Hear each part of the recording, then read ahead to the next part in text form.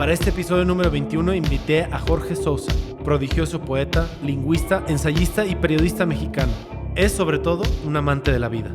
Jorge nos comparte algunos de sus poderosos versos y en nuestra charla reflexionamos sobre lo mucho que ha significado a través de los tiempos construir un espacio de expresión a través de la poesía. El lenguaje poético nos abre puertas para entender aquello que con el lenguaje cotidiano nos es imposible expresar. Estás escuchando Transmutando. Pues platícame un poco de tu temática, porque, bueno, de lo poquito que vi, justo, pues vi mucha temática de amor, ¿no? Así es. Pues sí, eres casi. Eres un enamorado, Jorge, ¿no? Sí, la verdad, de sí. la vida, Sí he sido un enamorado. Sí, son dos temas los que predominan, pues, o tres quizá, pero uno es el amor y otro es la muerte, ¿no? Uh-huh. Son dos temas muy importantes, no nomás para mí, para prácticamente pues, todos los poetas, ¿no? La muerte, pues es la gran interrogante, ¿no? Y el amor, pues es la forma de vencer la muerte en cierta manera, ¿no? De hecho, así se llama una antología que me publicaron hace unos años. Uh-huh. Se llama Solo tu desnudez vence la muerte, ¿no? Entonces, sí, el amor es algo muy importante. Porque el amor genera precisamente esos instantes. Es generador de esos instantes. De esos momentos que se abren en el tiempo y permanecen ahí, en alguna parte. Y también, pues, otro tema sería la memoria, ¿no? La memoria porque nos habita, la habitamos, y aunque la estemos reconstruyendo continuamente para explicarnos el momento presente, pero está llena de puntos luminosos, dolorosos, que ahí están, ¿no? Y puedes enfocarlos o puedes no enfocarlos, pero están actuando ahí en alguna forma sobre ti, ¿no? O sea, cuando tú vas a escribir un poema, conscientemente tu proceso es decir, ahora voy a hacer un viaje a la memoria, voy a recordar este momento, o simplemente de alguna forma empiezan a surgir las palabras y les empiezas a encontrar un acomodo. ¿Cómo es tu práctica de escribir un poema? Yo por lo que he visto, y por lo que he sabido, cada poeta tiene una forma especial de abordar el lenguaje, ¿no? Uh-huh. Yo en mi caso, a veces llega así, a veces te llega una frase luminosa, ¿no? Y más vale que la escribas porque luego se te olvida. Pero lo normal, el trabajo normal es sentarte, me siento con mi máquina y enfoco el ámbito que quiero explorar, digámosle así, ¿no? ¿Escribes con máquina? No, ya no. Ya no. Es que sea en máquina. Mi computadora. Ok. Aunque tengo dos amigos. Ajá. Tengo dos amigos poetas, Premio Jalisco, que escriben en máquina de escribir. Sí. A mí me gusta escribir con máquina de escribir. El tac-tac es maravilloso. Sí, no, es maravilloso el tac-tac. Me encanta. Pero digo, requiere de energía, de práctica, ¿no? Pero sí. Al principio me costó trabajo cambiarme la computadora, pero bueno. Pero estos dos amigos que han ganado el Premio Jalisco, uno lo ganó este año, el año 2020, y el otro lo ganó hace como 6, 7 años, Premio Jalisco en Letras. Los dos ni usan celular y escriben en máquina de escribir. Yeah. No sé cómo le harán para conseguir las cintas, pero bueno. En algún momento bueno. Entonces, cuando tú enfocas algo, crece. Es como si vieras una piedrita. Dices, una piedrita. Pero si tú agarras la piedrita y la ves, y luego le pones una lupa, te das cuenta que es un universo ahí. Hay grises, hay rojitos, chiquititos, hay unos que brillan, y así es. Es todo un mundo la piedrita. Entonces sientes, por ejemplo, vamos a suponerlo, el trabajo que estoy haciendo ahorita en mi casa, ¿no? Uh-huh. Te das cuenta de todo esto que está pasando y no entiendes qué es. Claro, lo entendemos como nos dice el periódico, las noticias, los médicos, ¿no? La pandemia. el sufrimiento, La la parte muerte. racional, ¿no? Podemos decir. Digamos, Los hechos, la ciencia, lo racional. ¿no? pero ¿quién te las describe? Sí. Te las describe un discurso que es ajeno a ti, que viene a través de la prensa, a través de las autoridades, a través de los Que además ni médicos, siquiera sabes qué intención o qué objetivo, ¿no? ¿no? Igual es de informar, pero hay unos que seguramente no es. Sí, no sabes qué hay atrás, Ujú. en realidad, ¿no? Pero eso es lo que estamos entendiendo los seres normales, ¿no? Entonces el chiste es enfocar esa lupa, digámosle así, en este hecho, en estos sentimientos que están flotando por todas partes, pero no los vemos. Pero ahí están. La gente está sintiendo, la gente está sufriendo, la gente está gozando o lo que sea, ¿no? Y no los vemos. Pero si nosotros nos concentramos y no se trata de una concentración, a ver, me voy a concentrar, no, Ujú. no. Simplemente poner la lupa de la conciencia en el hecho y encontrar las palabras que lo describan fuera del lenguaje cotidiano, que es este que conocemos, que nos ha sido, es un lenguaje que nos ha sido impuesto. No es, decía Chomsky, es un misterio saber cómo sabemos tantas cosas con tan poquito lenguaje. Y, y es un misterio saber cómo sabemos tan poquitas cosas con tantas posibilidades de lenguaje. Las dos cosas. Para los dos lados, ¿no? Para los dos lados. Y estos lingüistas que te decía hace ratito dicen, tú con tu lenguaje solamente vas a poder llegar a construir un mundo tal que el lenguaje te lo limita. Porque pues no hay más, ¿no? Por eso los matemáticos construyen su propio lenguaje para tener posibilidades de describir sus realidades y trazar sus mundos y representaciones. Y lo mismo pasa con los astrónomos, los médicos, ¿no? Pues tienen sus propios lenguajes. Y hay un lenguaje, el lenguaje filosófico, que usa la lógica para tratar de llegar a verdades profundas. La religión usa la fe para tratar de llegar a verdades profundas. Y la poesía usa una especie de intuición y de profundización para llegar a unas verdades que no necesitas comprobarlas. No necesitas decir nada. No necesitas un aparato lógico ni una demostración científica.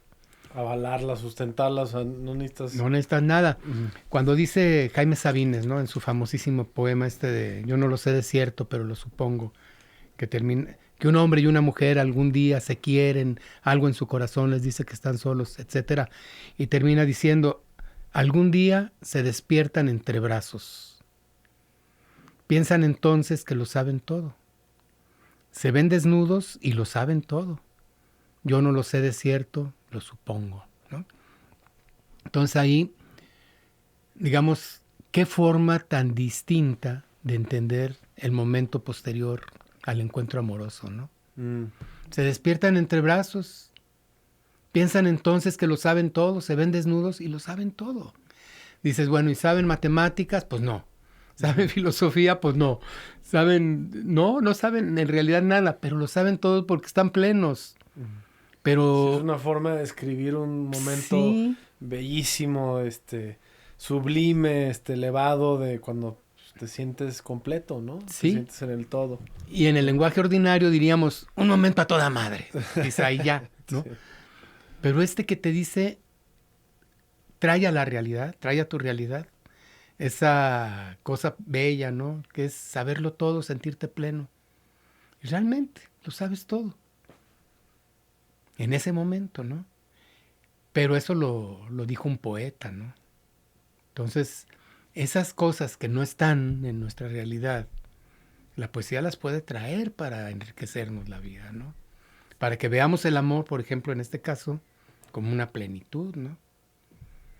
Está el caso del poeta Becker, ¿no? El alma del romanticismo, dice, ¿no? Dice Gustavo Adolfo Becker, dice, ¿qué es poesía? Dices, y clavas en mí tu pupila azul, ¿qué es poesía? Y tú me lo preguntas, poesía eres tú, ¿no? Entonces, caray. Y te das cuenta que la poesía no se refería a sus ojos o a su nariz o a su barbilla. ¿A qué se está refiriendo? A algo que no se ve, algo que no se toca, que todos sentimos cuando vemos a la mujer que amamos, ¿no? La vemos y se nos cae la baba, ¿no? Pero no sabemos por qué. Y entonces él dice, eso es poesía, ¿no? Y entonces entiendes un poco qué es poesía y qué es ese amor y qué es esa armonía que ves en una mujer, ¿no?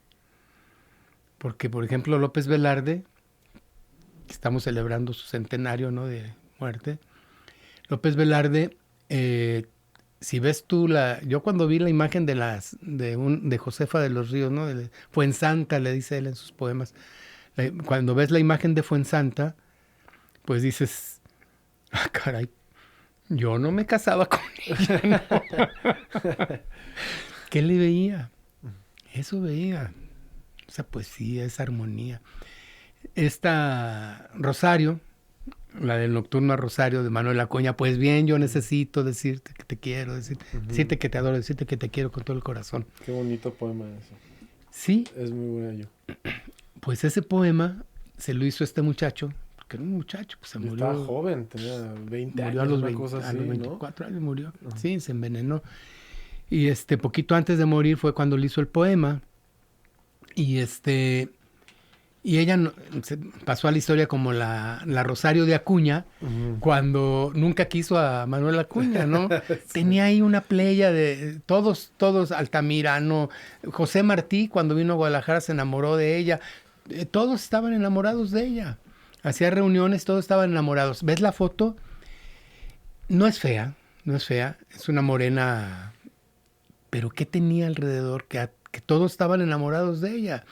Hay un libro que se llama El álbum de Rosario, que hizo José López Portillo y Rojas, el abuelo de él, que fue presidente, que es de aquí, de Guadalajara, y que fue secretario de Relaciones Exteriores de Porfirio Díaz, además. Y José López Portillo y Rojas editó el álbum de Rosario. Hay versos, no sé, de 30 o 40 poetas, de todos los poetas de esa época, ¿no? ¿Cuánta gente le escribió poemas? Le daba su álbum y ahí le ponían, y ahí hay unos de Manuel Acuña también.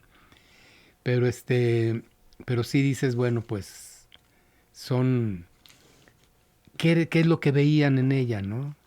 Pues todo eso, ¿no? Sí, lo que no se dice, lo que no se puede decir con el lenguaje cotidiano. Justo lo dijiste de una forma muy bella, ¿no? Es lo que no se puede escribir, eso es poesía, ¿no?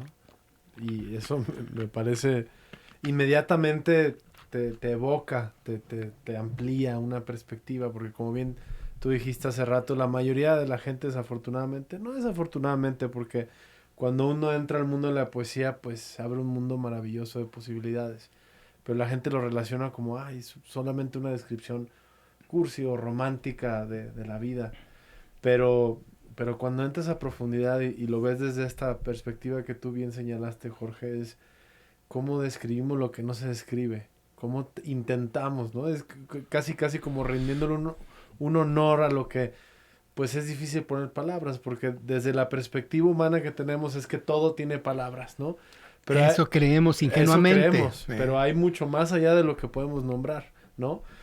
Por eso, el mundo es mucho más complejo y el universo es tan infinito que no nos basta el lenguaje para nombrarlo todo.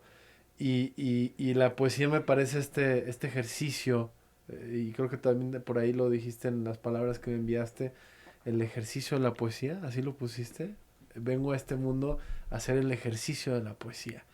Y me encanta eso porque es como, por un lado decir, pues tampoco es finita la poesía, ¿no? Por más que estas palabras puedan quedar impresas y causar una emoción, pues puede continuar y puede expandirse a eso y lo que tú sientes al leerlo, quizá no lo mismo que yo siento, y ahí es donde se convierte el arte. Porque si de algo tiene el arte es que provoca las emociones, y que cada quien siente algo totalmente diferente al escuchar o verlo o sentirlo, ¿no? Así es.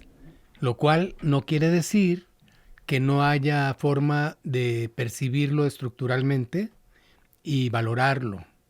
Porque si tú pones ahí, digamos ahorita, en este momento, ¿no? Pues bien, yo necesito decirte que te adoro mucho, mucho, mucho, mucho. Ahí está mi poema. No, pues a mí no me gusta.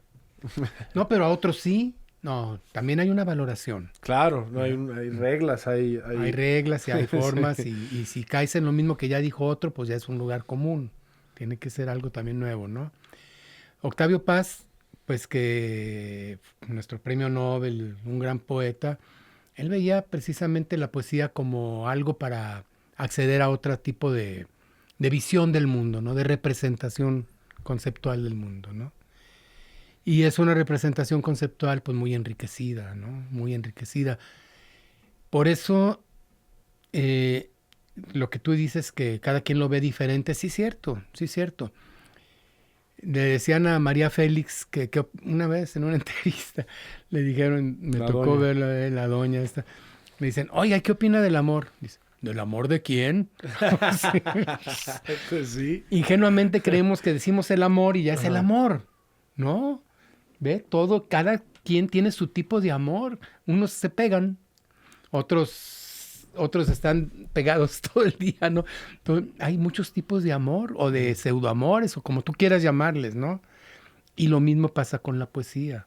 La poesía es una especie, vamos a suponer, una especie de escalera. Y tú, si la logras tomar bien y poner bien en el suelo, te puedes subir y voltear para donde tú quieras, ¿no? Cada quien verá el árbol de forma...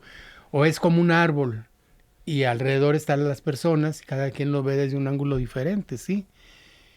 Pero cuando la poesía es buena y cae en el corazón de quien lo lee, pues hay una especie de transformación. Dice Becker en un poema, Becker, pues, sabes, es muy conocido, ¿no? Dice, a raíz de una decepción que tuvo con la chica que tanto le gustaba, dice, cuando me lo contaron, sentí el frío de una hoja de acero en las entrañas. Me apoyé contra el muro y un instante la conciencia perdí de dónde estaba. Cayó sobre mi espíritu la noche, en ira y en piedad se anegó el alma, y entonces comprendí por qué se llora, y entonces comprendí por qué se mata. ¿Quién me dio la noticia? Un fiel amigo. Me hacía un gran favor, le di las gracias. Pero dices, cayó sobre mi espíritu la noche, en ira y en piedad se anegó el alma, y entonces comprendí por qué se llora, entonces comprendí por qué se mata. Dices, qué descripción maravillosa de lo que siente uno cuando tiene una decepción de esa naturaleza, ¿no? No es nomás decir, ay, este me traicionó, este maldito, esta malvada, ¿no? No, es mirar a las emociones y con el lenguaje, con las palabras del lenguaje cotidiano, construir otra visión de las cosas, ¿no? Aún en el dolor, aún en el dolor. Y bueno, ya no te digo de los poemas que vienen, por ejemplo, en el Rig Veda, que son como oraciones a la mañana, a la aurora, al fuego, al sol. Es otra forma de ver el sol, es otra forma de ver la aurora, ¿no? Tú que te levantas y que vienes con tus carros luminosos, ¿no?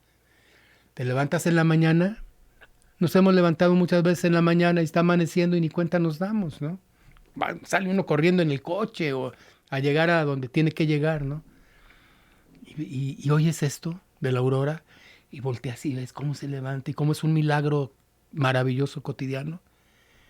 Esas palabras caen en ti y dices, oh, el mundo es otra cosa que lo que yo veía, ¿no?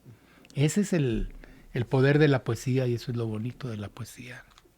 Lo maravilloso que puede enriquecer, ¿no? Y ahorita que hablabas también, sí, todo el legado de poemas árabes, que es maravilloso, ¿no? Que es antiquísimos y puedes encontrar algunos en el Corán, en toda su cultura realmente. Sí. Hay culturas milenarias que hasta el día de hoy siguen dándole tanto valor a sus poemas. Sí, además los árabes fueron el paso de la sabiduría, de la filosofía griega y la sabiduría griega acá a España, ¿no? Y en el siglo X, 11, 12, pues hubo esos poetas sufis, ¿no? Persas, entre ellos Rumi, que por cierto nació un 30 de septiembre como yo. ¿Ah, sí? Ah, tú también eres de Hafiz, septiembre. Yo soy del 20. Ah, sí. mira, bueno, Somos eso de por ahí. es un buen mes. Es un buen mes, totalmente. El mejor, pero bueno, para que no Sí. se agüisten los otros 11. Saadi, Hafiz, Rumi, Omar Khayyam, o sea, todos estos poetas maravillosos árabes, sobre todo que tienen ellos una metáfora que es muy bella, ¿no? La metáfora de la embriaguez, que cuando los primeros ingleses empezaron a traducirlos y todo esto, decían, no, pues son una bola de borrachos, ¿no? Ujú. Porque hablan de la embriaguez, pero es la embriaguez divina, porque eran sufis ellos, eran místicos, ¿no? Sí, no están hablando de la borrachera. Están Exactamente. hablando de esa levedad del ser, ¿no? De esa... Cuando uno siente este sentimiento embriagante Sí. de lo bello de la vida, ¿no? De las cosas. Sí, así es. Y te comparto, Jorge, que por ejemplo yo soy muy fanático de los haiku japoneses. Ah, Me gusta mucho leer los haikus, que sobre todo muchos de ellos hablan de la muerte, que la cultura japonesa tiene una relación pues muy, muy fuerte con la muerte, ¿no?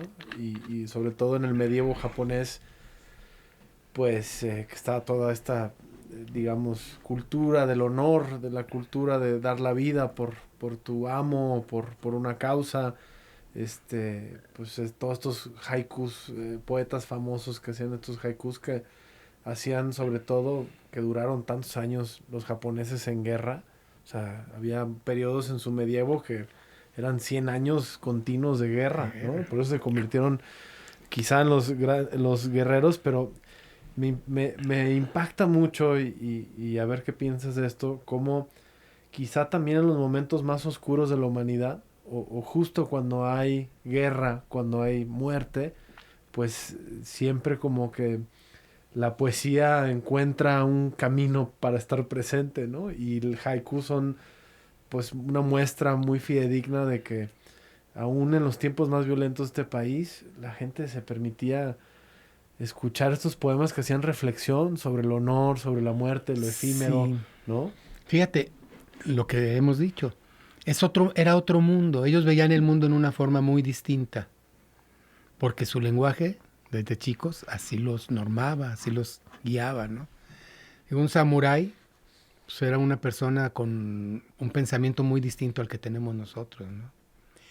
Y los maestros de los haikus, Isa o Bacho, o todos estos grandes maestros,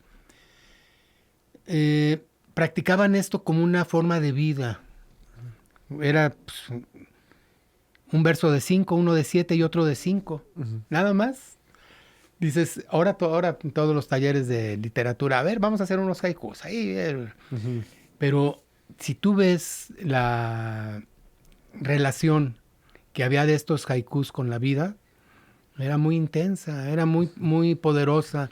Uh-huh. Hay un cuento muy bonito de japoneses de un maestro, de un muchacho que quería ser, no sabía que quería ser. Un muchacho uh-huh. que en una fiesta de su pueblo se siente muy triste, muy nostálgico. Y entonces se va a una colina y desde allá ve la fiesta donde todos están cantando y riendo y echando fuegos artificiales. Y él está triste. Y entonces llega un viejo, le pone la mano en el hombro y dice unas palabras. Y el muchacho se queda así. Dice, ¿qué? Porque dice unas palabras que describen exactamente ese contrapunto entre aquella alegría y esta melancolía, ¿no? Uh-huh. Y el muchacho se cimbra, ¿no? Se sacude. Y le dice, ¿quién eres? Y dice el viejo, dice, soy un poeta. Y el muchacho dice, yo quiero ser un poeta. Y entonces le dice, pues tienes que venir conmigo. Entonces va con él y le enseña primero, pues, le enseña a mirar a lo lejos, allá en un árbol, los animalitos que hay, pues no los ve primero y luego ya los ve. Bueno, no lo hago muy largo. Le enseña a escuchar, a mirar, a pintar, a quién sabe cuántas cosas. Y él decía, ¿cuándo voy a ser poeta? ¿Cuándo voy a ser poeta? Y un buen día el viejo se muere. Dice, pues ya valió gorro, ¿no? No me enseñó a ser poeta. No me enseñó a ser poeta.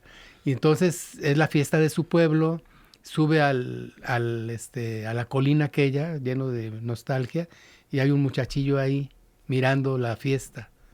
Y entonces él le pone la mano y dice unas palabras, y el muchacho se sorprende muchísimo y voltea y le dice, ¿quién eres tú? Y le dice, soy un poeta.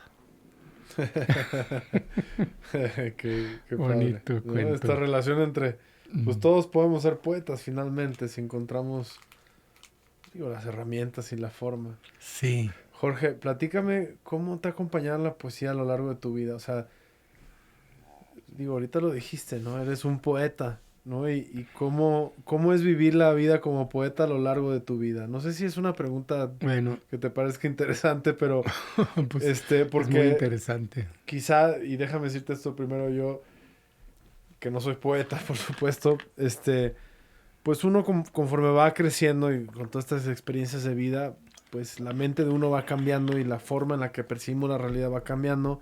Por supuesto, nuestra lingüística, nuestra forma de describir, nuestra semántica, pues va adquiriendo pues más sabiduría, entonces podemos tener la capacidad de, lo ideal es que conforme vayamos siendo cada vez mayores, pues pudiendo describir las emociones y las situaciones que uno vive para, pues para ir generando sabiduría en la vida, ¿no? Pero como poeta creo que pues tienes pues quizá un truco más que los demás, ¿no? Porque tienes, como bien dijiste tú, pues esta sensibilidad aumentada de observar, de tratar de describir, de tratar de nombrar lo que no se nombra, y cómo te ha acompañado este, no sé si lo llamaría truco, este privilegio o esta forma artística a lo largo de tus experiencias de vida.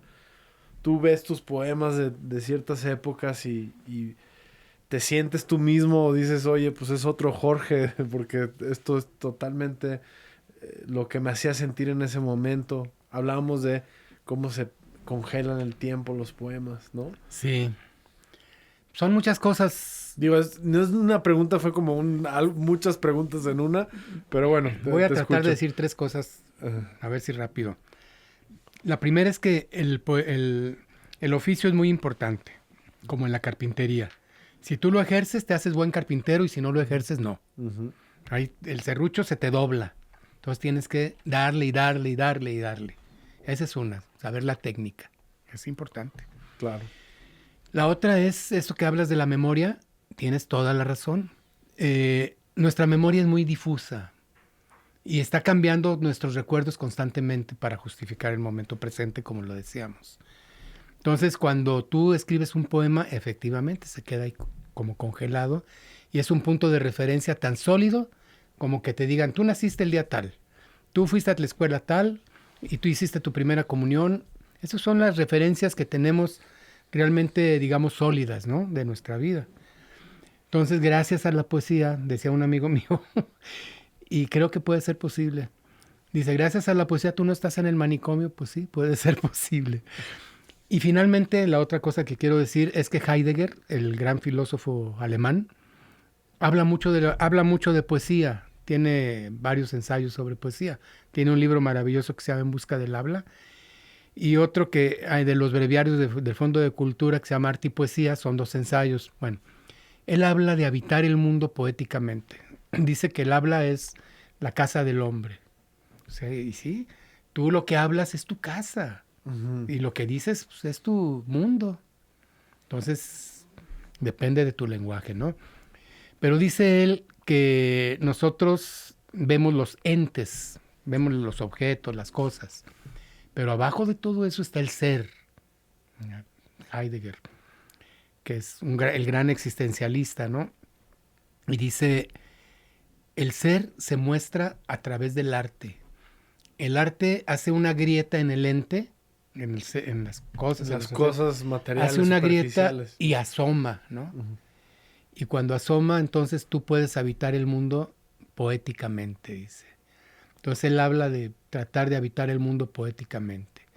Entonces, en alguna forma, cuando estás ejerciendo el oficio de carpintero, habitas el mundo carpinterilmente. Ujú. Cuando estás ejerciendo el oficio de la poesía, pues tratas o no tratas, pero en parte habitas el mundo un poco poéticamente porque ahí están tus textos, ¿no? Tus textos te conducen a eso. Entonces eso es muy bonito. Y aunque ves el mundo, pues lo ves cada día más lleno de misterio, la verdad. De belleza y de misterio, ¿no? Muy bello y muy misterioso. Un árbol, una hoja, una nube, todo esto se vuelve cada día más misterioso y lástima que falten las palabras. Aunque vas tú desarrollando tu oficio y sigues mejorando tu forma de expresar lo que no se expresa, dice Octavio Paz que la poesía nunca se alcanza, que solamente se manifiesta en el poema, pero manifestada en el poema, la poesía en sí, pues no es el poema nada más. Ahí se muestra la poesía, pero no la alcanzas, ¿no? Y dice Heidegger que todos los poemas de un autor son como las olas que llegan a la orilla, pero acá donde se produjo la onda, eso es demasiado vasto, es demasiado, ¿no? Grande para describir, ¿no?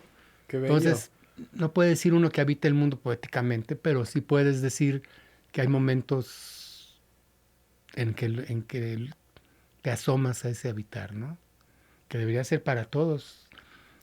La vida es el proceso biológico y la existencia es el proceso de conciencia en esa vida, ¿no? En ese camino.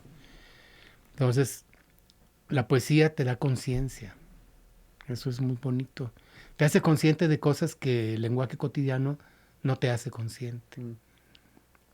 Dice Teilhard de Chardin que la evolución tiene un sentido y que es construir mejores ojos en el universo. Entonces, la poesía te ayuda a que construyas un poquito más tus ojos en ese proceso infinito de evolución del universo, ¿no? Qué padre esto que acabas de decir, Jorge. O sea, podemos... A ver... ¿Todo poeta es existencialista? No. Todo buen poeta, en alguna forma, sin saberlo, sí es existencialista. Pero todo poeta no, porque... Híjole, sobre todo, bueno, ahorita hay muy buenos poetas jóvenes, buenísimos. Pero hay unos poetas, híjole, es como, bueno, a mí la música de reggaetón no le alcanzo a entender sus valores todavía, ¿no? Pero en poesía sí entiendo bien los valores. Y en poesía pues hay muchos poetas malos. Y lamentablemente una cosa es la buena poesía y otra es la fama, ¿eh? Son dos cosas diferentes. Claro, gentes como Octavio Paz merecen la fama y tienen la buena poesía, ¿no? Efraín Huerta o muchos otros, Said y muchos, Homero Aridgis, pero, o Rosario Castellanos, para mencionar a una mujer, o aquí Olivia Zúñiga, pero a veces son famosos sin buena poesía, y a veces aquí hay un estupendo poeta que se llama Artemio González García, ya es muy mayor, tiene casi 90 años, va para los 90, vive en un cuarto en una casa de asistencia solo y enfermo casi, ¿no? Y es un gran poeta, no tiene fama, nunca fue a México allá a presentar ni nada, no se relacionó con el grupito de famosos de México, digamos, ¿no? Y entonces pues nadie lo conoce. Aquí tenemos un poeta místico, tuvimos un poeta místico, que hay muy pocos poetas místicos en México, Frasinello, que tiene, cada Semana Santa ponen el romancero de la Vía Dolorosa en los templos. Frasinello, Benjamín Sánchez Espinosa, un sacerdote que ya murió, ese es un gran poeta místico. Dicho no por mí, por Hugo Gutiérrez Vega y por mí también, pero es un gran poeta y sin embargo no se conoce. Se conoció tantito porque José Emilio Pacheco lo dio a conocer, dijo allá en algún libro que es un gran poeta, pero nadie le echó caso. También José Emilio Pacheco sacó a la luz al padre Alfredo R. Plasencia, estaba desconocidísimo en México, ¿no? O a Francisco González León, también desconocido en México. Entonces, son grandes poetas que no se han conocido. Y otros son famosos ahorita, son muy malos poetas, ¿no? Entonces, sabes que es porque el jurado fue sus amigos y cosas así, ¿no? No, de veras, pasan esas cosas. El premio Aguascalientes, que es el gran premio de poesía de México, se desprestigió hace 6, 7 años tan fuerte que empezaron a nombrar jurados de otros países. Porque pues, ya era una cosa así entre cuates. Sí, bueno, pero el tiempo siempre pone a todos en su lugar, ¿no? Sí. Además te voy a decir una cosa, si realmente te interesa la poesía, lo demás es secundario. Sí, la fama y eso pues es lo de menos. Claro, tienes que tener una estrategia de supervivencia, ¿no? Dar clases o trabajar en periódicos, que es lo que casi todos los escritores hacemos, ¿no? Yo trabajé en periódicos muchos años. Ahorita nomás tengo una columna en Milenio, pero sí trabajé mucho en Que fue el poema que te dije que leí, ¿no? Fue en Milenio lo publicaste. Ah, ¿no? sí. El virus. Sí. Que me parece esto que mencionaste del reggaetón. Justo en el episodio pasado, sentado donde tú estás sentado, vino un gran amigo mío, amigo de la vida, hermano, y hablábamos de lo banal, de lo hueco que está haciendo mucho de la música que estamos escuchando. Y tú dices, bueno, no lo entiendo, es que yo creo que no hay nada que entender, porque es el ego hablando, ¿no? Es meramente lo superficial, enaltecer la sexualidad, el poder, el Fíjate dinero, el mundo que te describe, ¿no? ¿eh? El mundo que te describe. Pero además ni siquiera, porque yo te puedo decir, bueno, hay, por ejemplo, Calle 13, que es un gran músico puertorriqueño, que es la excepción del mundo del reggaetón, y es un tipo que simplemente lo escuchas hablar en una entrevista y sabes que es un tipo de otra magnitud intelectual. Y sus letras, a pesar de que utilizan un género muy popular como puede ser el reggaetón, pues hay profundidad, hay mensaje, hay sustento, hay contenido, ¿no? Sí. Pero sí estamos viendo una época en donde pues mucho de la atención se va hacia las partes, en mi punto de vista, hacia el ego. Y no sé si cada vez menos, porque no quiero sonar fatalista, ¿no? Hay mucha belleza todavía en la poesía y pero creo que no sé si tú opinas esto, Jorge, son tiempos difíciles para la poesía porque a la gente le cuesta mucho trabajo. Bueno, no sé cómo ves tú, o sea, sí. Generar un hábito para poder apreciar la poesía no debe ser fácil hoy en día, ¿no? Hay mucha distracción y hay mucha competencia, ¿no? Todos los juegos todos los videojuegos, todo lo que está en las pantallas distraen mucho. Pero a su vez también en las pantallas ahora ves muchos poemas. Hay muchos muchachos que están subiendo buenos y malos poemas, pero los suben, ¿no? Entonces, pues también tiene su chiste eso, ¿no? Hay videojuegos con poemas, aunque no lo creas. Sí. No lo sabía eso. De hecho, yo me gustan los videojuegos y hay un videojuego en particular que es una oda a la cultura japonesa y sobre todo a los samuráis y mucho digo, lo menciono porque ahorita me hiciste pensar. Hay un momento en donde tú incluso compones haikus en el videojuego. Mira. Eres un guerrero, samurái y todo. Y digo, nomás para que sepas que dentro de lo que pareciera ser un distractor, pues también hay... Siempre la poesía encuentra su camino, ¿no? Es una competencia para el libro, pues. Sí. Pero claro que ahí hay blogs extraordinarios y muchas cosas, ¿no? Por eso te decía, yo veo a muchísimos jóvenes trabajando en la poesía. Fíjate, Jaime Sabines, de quien te dije ahorita lo del amor, él casi siempre escribía y corregía muy poquito. Cambiaba 1 o 2 palabras. Y otro gran poeta, Manuel José Otón, que es un gran poeta, el gran poeta de San Luis Potosí. Además te podría hablar 2 horas de él, una vida y, en fin, unos poemas que me sé de memoria también. Bueno, en fin. Pero él dijo que no había hecho nunca un soneto en menos de un mes. Entonces, fíjate, lo que hablábamos, las formas distintas de los poetas de abordar su texto, ¿no? Sabines a la primera. Y Otón tardaba un mes en hacerlo. Él lo dijo. Dijo, nunca he hecho un poema, nunca he hecho un soneto en menos de un mes. Sí, meticuloso. Claro, son sonetos perfectos, ¿no? Que hay muy pocos sonetos perfectos en nuestra lengua, ¿no? Pero bueno, Oye, Jorge, Sor Juana. te veo con el teléfono ahí. No, tengo Estaría aquí en el padrísimo teléfono. que nos leyeras, Exacto. algún poema tuyo, ¿no? Para... Sí, les leo uno que no es muy largo. Nomás lo estaba queriendo buscar. Sí, Y tómate tu tiempo. Creo que, por supuesto, desde el principio quería pedirte que leyeras uno, pero estaba muy padre que primero nos contaras, pues, de todo esto que ya platicamos y que luego después pudiéramos ponerlo en un poema, ¿no? Mira, me gusta mucho. Se llama Café. Y bueno, dice así, doy un trago al café, miro mi mano, la cicatriz del dedo, su aspereza.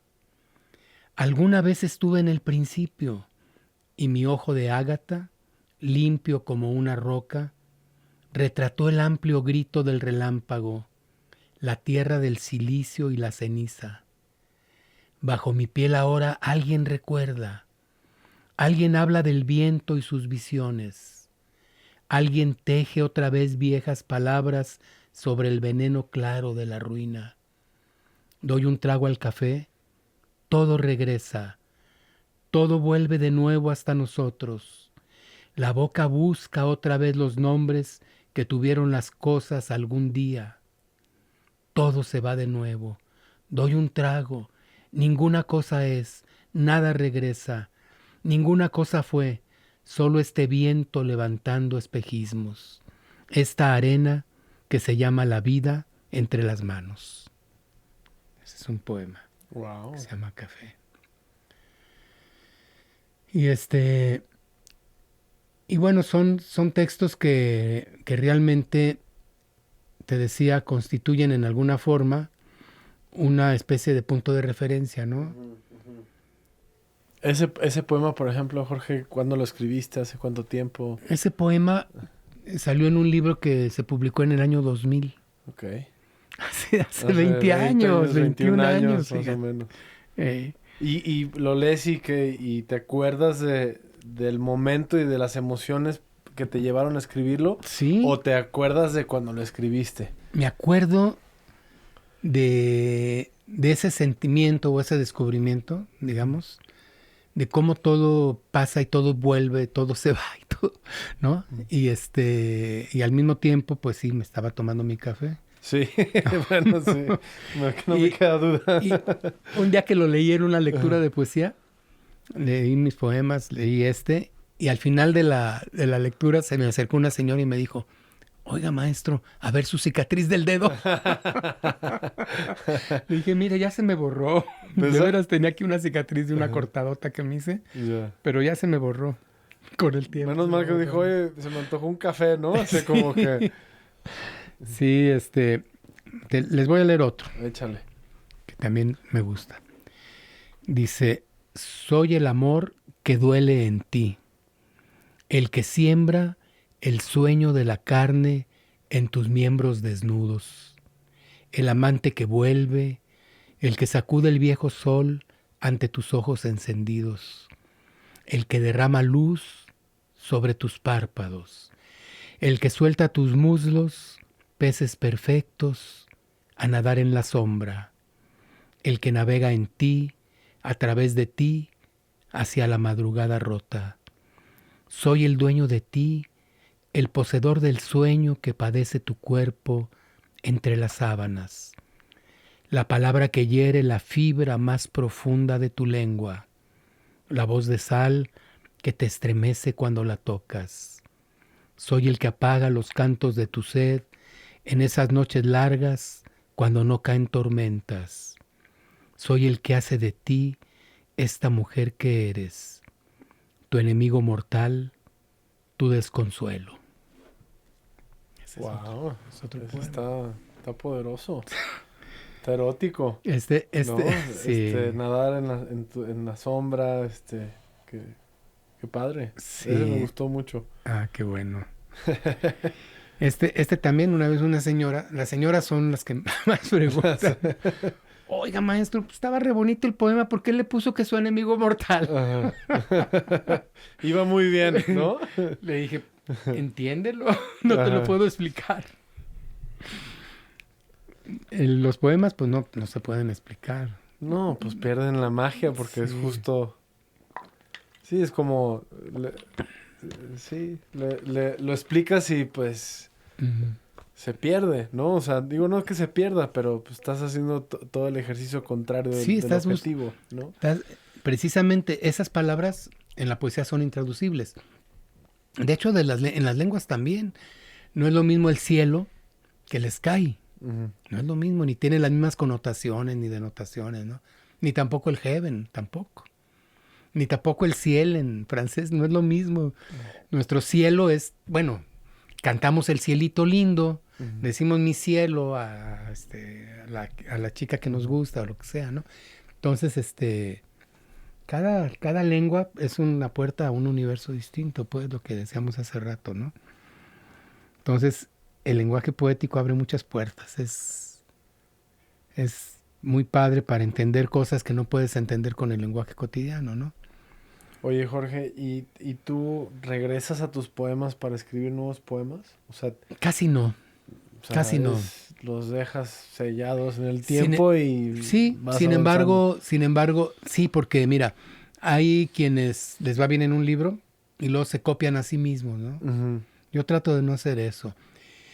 Pero bueno, la voz pues es la misma, ¿no? Porque ya creo yo que en alguna forma alcancé una voz, ¿no? Entonces la voz es la misma. Voy a exagerar. Es como si una voz interior, voy a exagerar, te dictara Ujú. en los momentos de buena poesía. Es como si algo te dictara, ¿no? Y a veces es un proceso en el que puedes llegar a llorar, Mm. de dolor o de alegría también, ¿no? O de sorpresa, ¿no? O a veces puedes llegar a, este, a desesperarte o enojarte con lo que estás diciendo, porque son palabras que caen muy fuerte en tu propia conciencia, ¿no? Vienen de una profundidad que no conocemos bien, ¿no? Dirían los surrealistas que vienen del inconsciente, Ujú.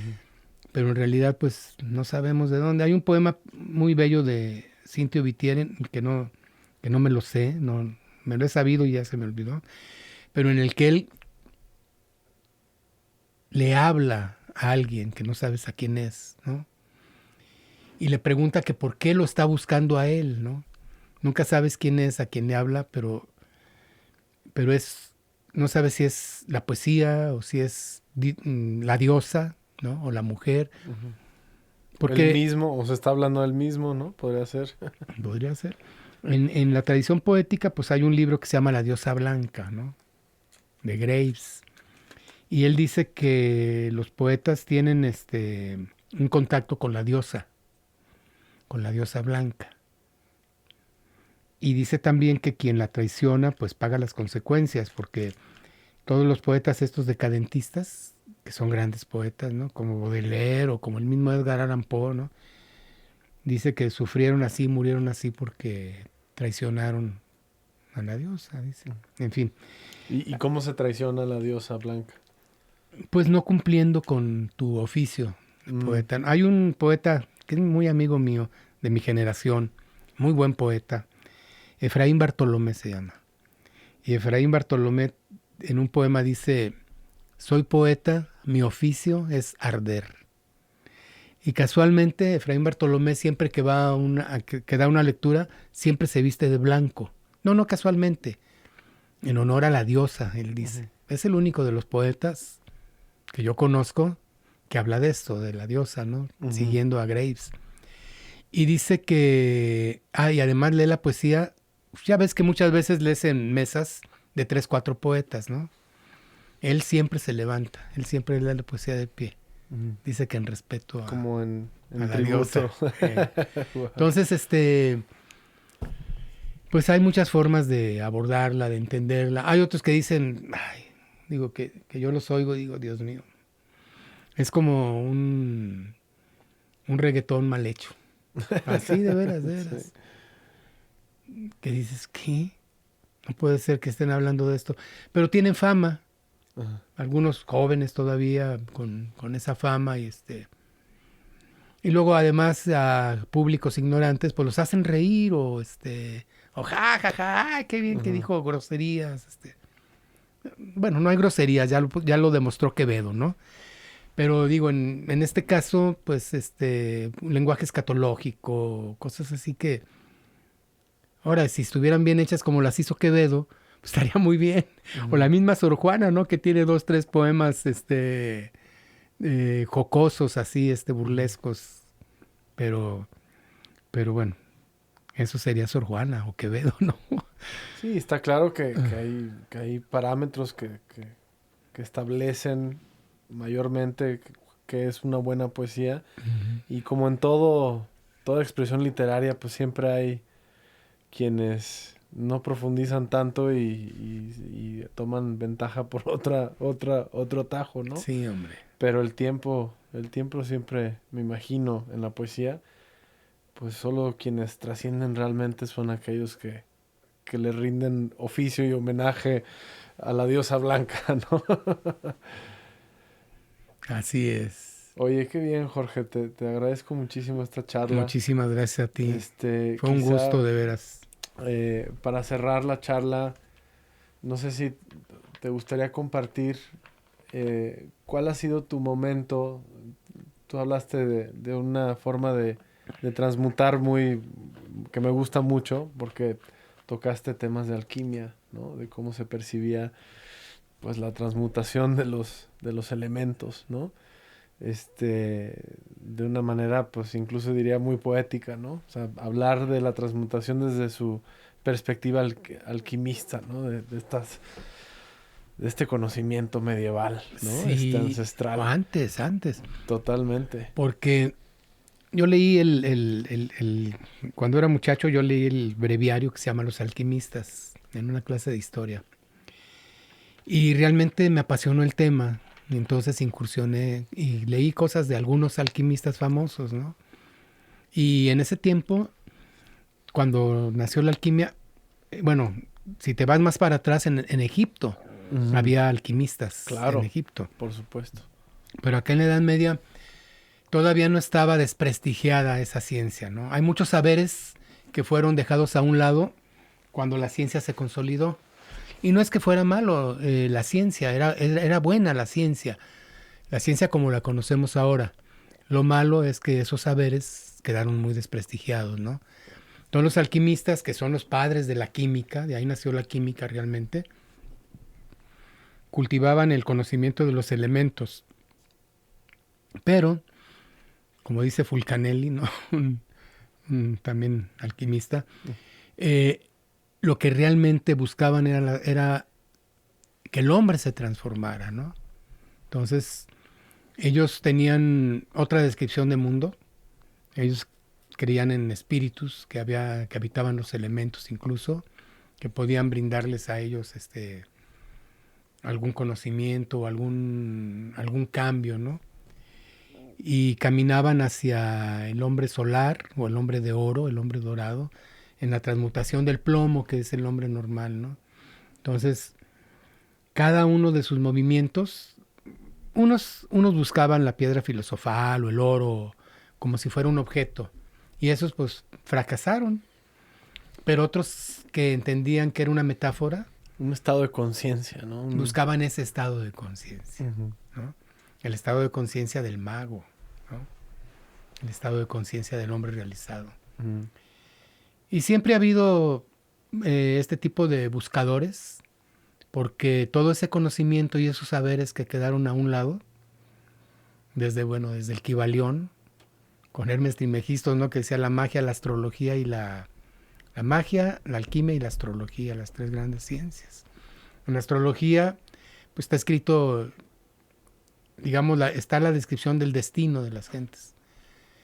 No como privativo de la libertad, sino como si fuera, digamos, una descripción de la carrera de Checo Pérez mañana, ¿no? Ujú. Las curvas son así. Ahora, ¿cómo las asumes tú? Mercurio está retrógrado, aguas con la comunicación, ¿no? ¿Cómo la asumes tú? Pues es tu libertad, ¿no? peléate, o al revés, tranquilízate. Ujú. Y luego la alquimia, que es la transformación del hombre, y la magia, que era ya digamos, el estado mayor, ¿no? Es cuando ya el hombre ya está realizado. Pero pues para todo eso había caminos iniciáticos y escuelas de misterios o de secretos, ¿no? ¿Qué sabemos de las pirámides? Todavía no sabemos ni siquiera cómo las hicieron. Lamentablemente, digo, es la verdad. Porque esa teoría ya está muy cuestionada. Que trajeron las piedras desde de 1500 kilómetros jalándolas por el desierto. Está muy cuestionada. Y que usaron troncos para rodarlas y todo eso, pues miles de hombres, ¿no? Entonces, ni siquiera eso sabemos. Y cada día aparecen más pirámides por todo el mundo. ¿Qué era, no? Entonces, pero con la ciencia nosotros olvidamos muchas cosas. Olvidamos todos esos. Mira, simplemente la medicina de las plantas. Ahorita está reconocida. Ahorita hay una escuela de hierbas. Herbolaria en la UNAM. ¿No? En la UNAM. Y tienen, ¿para qué sirve el té de tila? Lo tienen muy bien estudiado y qué elementos lo componen y qué cura y todo eso, ¿no? El té del limón. Muchísimas hierbas ya las tienen estudiadas. Pero en la UNAM ya están recuperando saberes que fueron hechos a un lado. La nueva visión esta del mundo que se llama transdisciplinariedad, ¿no? Entrecruza saberes. Y eso ya también, por ejemplo, aquí en la Universidad de Guadalajara hay un instituto transdisciplinar de literacidad, como a través del lenguaje y de las palabras, cómo se cruzan con tantas otras cosas y se recuperan saberes perdidos. Estamos en pañales. Qué interesante, Jorge, todo esto que acabas de decir. Y poniéndolo como en simbología con la poesía, ¿cuál ha sido, a ver si te puedo formular una pregunta atractiva como ¿cuál ha sido para ti el momento de transmutación a través de la poesía más relevante que has tenido en tu vida? O sea, ¿en qué momento pudiste haber sentido algo tan poderoso al leer, al escribir, al crear poesía que definitivamente marcó un parteaguas en tu vida, ¿no? Como poeta. Hace como unos 30 años, 25 años yo creo, en un libro que se publicó después, que se llama En las manos la niebla. En las manos la niebla. Yo creo que ese libro me cambió mucho realmente. Porque me hizo comprender que lo que tenemos en las manos es niebla. Y es una niebla que se parece al concepto de Maya de los hindús, ¿no? Un poco. Entonces, miras para atrás y, bueno, lo decíamos, la memoria es muy borrosa. Adelante, pues, puede haber intenciones, puede haber metas, pero niebla. Y lo que está en el presente, pues, también se figura mucho un sueño, ¿no? Ese libro yo creo que me dio muchas cosas. Sí.